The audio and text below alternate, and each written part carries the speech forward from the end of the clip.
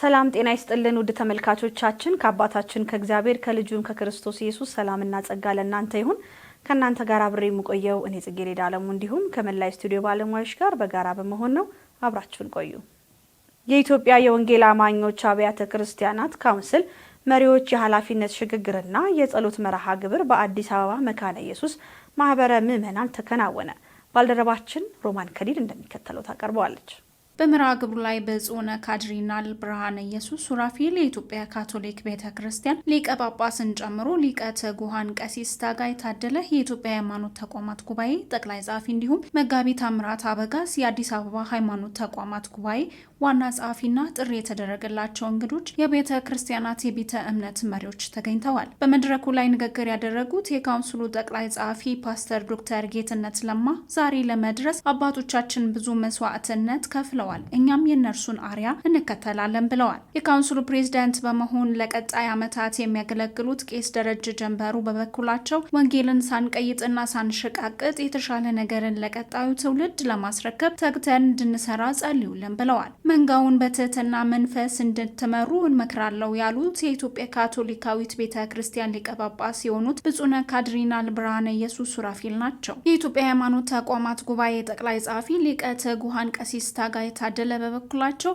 መሪዎች በተሰጣቸው የመሪነት የአገልግሎት ዘመን ልባቸው ለጌታ ከፍተው በእርሱ መደገፍ እግዚአብሔርን፣ ሕዝብና ሀገርን በፍቅርና በታማኝነት እንድታገለግሉ አደራ በማለት እወዳለሁ ብለዋል። የቀደሙ አባቶቻችን በመስዋዕትነት ያቆዩትን ቤተ ክርስቲያን ታሪክ አዲሱ አመራር በጽናት እንዲያስቀጥል አደራ ማለት እፈልጋለሁ ያሉት ደግሞ የአዲስ አበባ ሃይማኖት ተቋማት ጉባኤ ዋና ጸሐፊ መጋቢ ታምራት አበጋዝ ናቸው። መጋቢ ታምራት በመልእክታቸው የቀደሙት አባቶቻችን የልባቸው ምኞትና መሻት እንደነበረ ጠቅሰው የውስጥ ችግሮችን በመፍታት ልዩነቶችን ወደ ጎን በመተው የተጀመሩ ስራዎችን ተጠናክረው እንዲቀጥሉ ለሀገራችን የሰላም የሞራል ድምጽ የምንሆንበት ጊዜ አሁን ነው ብለዋል። የቀድሞ የኢትዮጵያ ወንጌል አማኞች ቤተ ክርስቲያናት ካውንስል ፕሬዝዳንት ፕሮፌሰር ኢያሱ ኤልያስ እና ፕሬዝዳንት የነበሩት ዶክተር ጣሰው ገብሬ የኢትዮጵያ ሃይማኖት ተቋማት ጉባኤ ዋና ጸሐፊ ፓስተር ድንቃንን ጨምሮ ጥሪ የተደረገላቸው እንግዶች ኃላፊነትን ለተቀበሉ መሪዎች መልካም ምኞታቸውን በመግለጽ የአደራ መልእክት አስተላልፈዋል። በነበረው መርሃ ግብር ከምስረታው ጀምሮ ካውንስሉ በፕሬዝዳንትነት ያገለገሉት ፕሮፌሰር ኢያሱ ኤልያስ እና ዶክተር ጣሰው ገብሬን ጨምሮ በምክትል ፕሬዝዳንትነት ያገለገሉትን ቄስ ዶክተር ዮናስ ይገዙና ሐዋርያው ዮሐንስ ግርማን እውቅና ሰጥተዋል። የወንጌል አርበኛው አቶ ወርቁ ጎሌና ባለቤታቸው የ50 ዓመት የወርቅ ኢዮቤልዩ የሁለት መጽሐፍት ምረቃ በዲላ ከተማ ተካሄደ። ባልደረባችን ሮማን ከሊል እንደሚከተለው ታቀርበዋለች። የካቲት ቀን 10 2018 ዓ.ም በዲላ ቃለ ሕይወት በተካሄደው በዚህ ድርብ ክብረ በዓል ላይ የጥንዶቹ ቤተሰቦች፣ የቀጣናና የህብረት አመራሮች እንዲሁም በርካታ ወዳጅ ዘመዶቻቸው የተገኙ ሲሆን በዕለቱ የተለያዩ መርሃ ግብሮች ተካሂደዋል። ባለፉት 50 ዓመታት በርካታ ውጣ ወረዶችን አልፈው እዚህ የደረሱ ጥንዶቹ የአገልግሎት ጉዞ ተጋድሎ የበዛበትና እጅግ ፍሬያማ እንደነበር በርካታ ወገኖች ምስክርነት ሰጥተዋል። በዕለቱ ቃለ እግዚአብሔር የመዘምራን ህብረት አገልግሎትና የምስክርነት ጊዜያትም ተካሂደዋል። በዕለቱ የወንጌል አርበኛው የአቶ ወርቁ ጎሌ ግለ ታሪክና በአመራር ላይ ያተኮረ የትርጉም ስራዎች በደማቅ ሁኔታ ተመርቀው ሽያጭ ተካሂዶባቸዋል። የዲላ መካነ ኢየሱስ፣ የዲላ ሙሉ ወንጌል፣ የዲላ መሰረተ ክርስቶስ እህት ቤተ ክርስቲያናትም ለአቶ ወርቁ በገንዘብ የማበረታቻ ድጋፍ ያደረጉ ሲሆን በኢትዮጵያ ቃለ ሕይወት ቤተ ክርስቲያን በደቡብ ቀጠና ስር የሚገኙ የተለያዩ ህብረቶችና አጥቢያዎችም ለወንጌላዊ አርበኛው ለክቡር ዶክተር ወርቁ ጎሌ የፍቅር ስጦታ አበርክተዋል።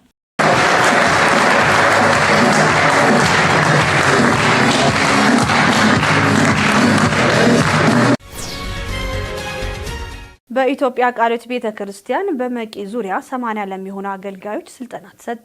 የካቲት 13 2018 ዓ.ም በመቂ ዙሪያ ቃለ ሕይወት ቤተክርስቲያን 80 ለሚሆኑ የወንጌል አገልጋዮች የወንጌል ስርጭትና ተግዳሮት በሚል ርዕስ ስልጠና ተሰጥቷል። ስልጠናውን የሰጠው የወንጌል ስርጭትና የቤተክርስቲያን ተከላ አስተባባሪ የሆኑት ወንድም በላይ ሱጋሙ ናቸው። በዚህ የወንጌል ስርጭት 100 የሚሆኑ ኢየሱስ ክርስቶስን እንደ ግል አዳኛቸው አድርገው የተቀበሉ አዳዲስ አማኞች የውሃ ጥምቀት ወስደዋል። ለተጠማቂዎችም የመጽሐፍ ቅዱስ ስጦታ ተበርክቷል። በነበረው መርሃ ግብር ላይ ወንድም በላይ ሱጋሙ ሉቃስ ወንጌል ምዕራፍ 8 ቁጥር 49 መሰረት በማድረግ የእግዚአብሔርን ቃል መልእክት አካፍለዋል። እኔ በላይ ሱጋሙ ይባላለሁ። ኢትዮጵያ ቃለ ሕይወት ቤተክርስቲያን የወንጌል ስርጭትና የቤተክርስቲያን ተከላ ፕሮግራም አስተባባሪ ነኝ። እንግዲህ አሁን የምንገኘው የካቲት 15 2018 ዓመተ ምህረት እንደተለመደው በመቂ ዙሪያ ነው። በመቂ ዙሪያ አጥቢያዎች ህብረት በልዩ ሁኔታ በመቂ ወዳ ቃለ ሕይወት አጥቢያ ቤተክርስቲያን ነው የምንገኘው። መቂ ወዳ አጥቢያ ቤተክርስቲያን በራሷ ዙሪያ ወደ 7 የሚጠጉ ተከላዎች አሏት። እንደተለመደው ዛሬም ከዛ አካባቢ የመጡ ከመቶ የሚልቁ ተጠማቂዎች የተጠመቁ ናቸው። ክብር ለእግዚአብሔር ይሁን። እግዚአብሔር በዚህ ዙሪያ በስራ ላይ ነው። እንደምታስታውሱ አልፎም እንደነገርናችሁ በሁለት ቤተሰብ የተጀመረ የወንጌል ስራ በብዙ ተጋድሎና ጸሎት አሁን ከ40 በላይ የሆኑ ቤተክርስቲያናት አሉ። ያኔ አገልግሎት ያስጀመሩ አሁንም እያገለገሉ ያሉ ወንድሞች መሃል አብረን እኛም ከዋና ቢሮ ወንጌል ስርጭት ብሪጅ ግሎባል ፎረም ወጣቶችና ህፃናት የሚጋፈጡትን ውስብስብ ችግሮችን ለመፍታት በዲጂታል ዘመንና በዓለም አቀፋዊ ሁኔታዎች ምክንያት በትውልዶች መካከል የተፈጠረውን ሰፊ ክፍተት ለመሙላት እየሰራ መሆኑን ገለጸ። ባልደረባችን ሮማን ከሊል እንደሚከተለው ታቀርበዋለች። ብሪጅ ግሎባል ፎረም ህጻናት ወጣቶች የሚጋፈጡትን ውስብስብ ችግሮችን ለመፍታት በባህል ለውጦች፣ በዲጂታል ዘመን፣ በዓለም አቀፍ ሁነቶች ምክንያት በትውልዶች መካከል የተፈጠረውን ሰፊ ክፍተት ለመሙላት እየሰራ መሆኑ ተገልጿል። መቀመጫውን በአሜሪካ ያደረገው ብሪጅ ግሎባል ፎረም ከ7 ዓመታት በፊት የተመሰረተ ሲሆን በዚህ በዲጂታል ዘመን ህጻናትና ወጣቶች የሚጋፈጡትን ውስብስብ ችግር ለመፍታት ታስቦ መመስረቱን በኢትዮጵያ ቅርንጫፍ ጽህፈት ቤቱን መክፈት አስመልክቶ በተዘጋጀው መርሃ ግብር ላይ ተገልጿል። በመርሃ ግብሩ ላይ የኢትዮጵያ የወንጌል አማኞች ቤተ ክርስቲያናት ካውንስል ፕሬዝዳንት ቄስ ደረጀ ጀንበሩ ንግግር ያደረጉ ሲሆን በንግግራቸውም እግዚአብሔርን የሚፈራ ትውልድን ማፍራት የሁላችንም ኃላፊነት ነው። ወጣቶች እግዚአብሔርን የሚያስከብር ነገር እንድታደርጉ ድካማችሁንም አይቶ ይረዳችኋል ሲሉ አባታዊ ምክራቸውን ለግሰዋል። ፓስተር ፍጹም ኤርሚያስ በሉቃስ ወንጌል ምዕራፍ 19 ቁጥር 1 ያለውን የእግዚአብሔርን ቃል መነሻ በማድረግ ቃል እግዚአብሔርን አካፍለዋል። የብሪጅ ግሎባል ዋና መስራች ና ባለራዕይ የሆኑ ዶክተር ጥበበ ስለ ብሪጅ ግሎባል አጀማመር በመግለጽ ራዕይን በጸሎትና የ23 ዓመት ልጃቸውን በማጣታቸው ምክንያት ትውልድን ለመታደግ በሀገር አሜሪካ እንደጀመሩ ገልጸው ትውልድን በጋራ ሆነን እንታደግ ሲሉ ጥሪያቸውን አቅርበዋል። እጅ ለእጅ ተያይዘን ራዕይን በማጋራት ትውልድን እናንሳ የሚል መሪ ቃል ያነገበው ተቋሙ በባህል ለውጦች፣ በዲጂታል ዘመን፣ በዓለም አቀፋዊ ሁነቶች ምክንያት በትውልድ መካከል የተፈጠረውን ሰፊ ክፍተት ለመሙላት እየሰራ ነው ተብሏል። የቀጣይ ትውልድ ጉዳይ የእግዚአብሔር የልብ ትርታ ነው የሚለው ብሪጅ ኢትዮጵያ ወጣቶች ቀስ በቀስ ከእምነታቸው የሚርቁትን ጸጥተኛ ስደትን ለመግታት በንቃት መስራትን አስቦ እንደሆነ ተገልጿል። በዚህም ዘርፍ ላይ መሰማራት ለወደፊቱ ትውልድን ጠንካራ ቅርስን ማስቀመጥ ነው የሚልም ዓላማ አለው። በዚህ መርሃ ግብር ላይ በርካታ የሃይማኖት መሪዎች፣ ጥሪ የተደረገላቸው እንግዶች ተገኝተዋል። በመጨረሻም በመዝሙረ ዳዊት ምዕራፍ 13 ከቁጥር 11 ላይ በተቀመጠው መለኮታዊ እውነትን መነሻ ትውልድን ለማብቃት የሚቻልባቸው መንገዶች ላይ ምክክርም ተደርጓል። ውድ ተመልካቾቻችን መረጃዎቻችን እንደቀጠሉ ይገኛሉ። አሁን ደግሞ ወደ ውጭ ሀገር መረጃዎች እናልፋለን። 100 የሚጠጉ የአሜሪካ ወታደራዊ ሰራተኞች በናይጄሪያ ተሰማሩ ሲል የናይጄሪያ መከላከያ ቃል አቀባይ ገለጹ።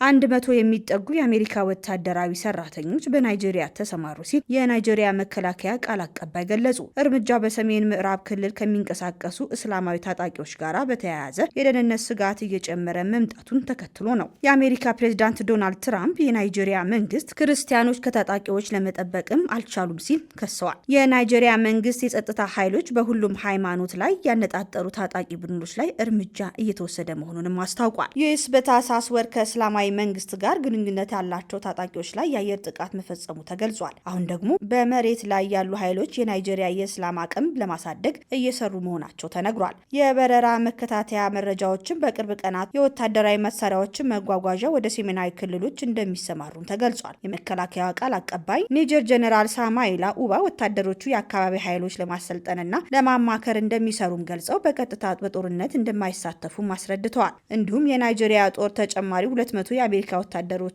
ይገባሉ ተብሎም ይጠበቃል። የፕሬዝዳንቱ ቃል አቀባይ እንደገለጹትም ናይጄሪያ በተዋጊ ጄቶችና በጥይት ድጋፍ ረገድ ከአሜሪካ ከፍተኛ ድጋፍ እንደምትፈልግም ገልጸዋል። 240 ሚሊዮን የሚጠጋ ህዝብ ያላት ናይጄሪያ በዋነኛነት በደቡቡ ክርስቲያኖችና በሰሜኑ ሙስሊሞች መካከል ተከፋፍላለች። በአገሪቱ ከታጣቂ ቡድኖች ጋር ከባድ የደህንነት ስጋት እንዳለ ሲገልጹ በክርስቲያኖች ላይ ስልታዊ የሆነ ስደት መኖሩንም ስትክድ ይስተዋላል።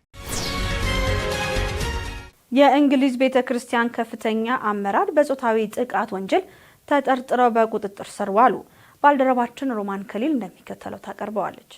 በእንግሊዝ ቤተ ክርስቲያን ውስጥ በከፍተኛ የኃላፊነት ደረጃ ላይ የሚገኙት የሊከን ጳጳስ ራዕይ ሬቨረንድ ስቲቨን ኮንዌይ በጾታዊ ጥቃት ወንጀል ተጠርጥረው በፖሊስ ቁጥጥር ስር መዋላቸው ተሰምቷል። እንደ ሊንከንሻየር ፖሊስ መግለጫ ከሆነ የ68 ዓመቱ ስቲቨን ኮንዌይ በቁጥጥር ስር የዋሉት ከፈረንጆቹ 2018 እስከ 2025 ባለው ጊዜ ውስጥ ተፈጽሟል የተባለው የጾታዊ ጥቃት ክስተትን ተከትሎ በሚካሄደው ምርመራ ነው። ጳጳሱ በቁጥጥር ስር ውለው ምርመራ ከተደረገባቸው በኋላ ጉዳያቸውን በውጭ ሆነው እንዲከታተሉ በዋስ መፈታታቸው ታውቋል። የእንግሊዝ ቤተ ክርስቲያን ባወጣችው መግለጫ በጳጳሱ ላይ የቀረበው የጥበቃ ደህንነት ቅሬታን ተከትሎ ምርመራው እስኪጠናቀቅ ድረስ ስቲቨን ኮንዌይ ከማንኛውም የቤተ ክርስቲያን አገልግሎት ታግደው እንዲቆዩ መወሰኑም ተገልጿል። ይህ የእግድ ውሳኔ የተላለፈው በአዲሷ የካንተርበሪ ሊቀ ጳጳስ ሳራ ሙለሊ መሆኑም ተመላክቷል። የሊንከን ሀገር ስብከት በበኩሉ ባወጣው መግለጫ